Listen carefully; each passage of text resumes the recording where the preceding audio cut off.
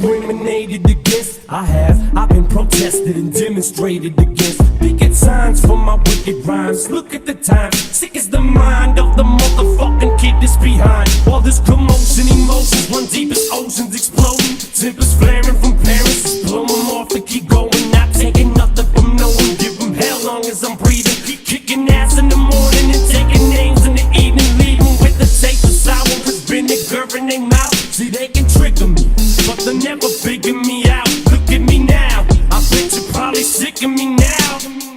I'ma make you look so ridiculous now. You did it to yourself. You did it to yourself. You did it to yourself. You did it to yourself. You did it to yourself. You did it to yourself. You did it to yourself. You did it to yourself. You did it to yourself. You did it to yourself. You did it to yourself.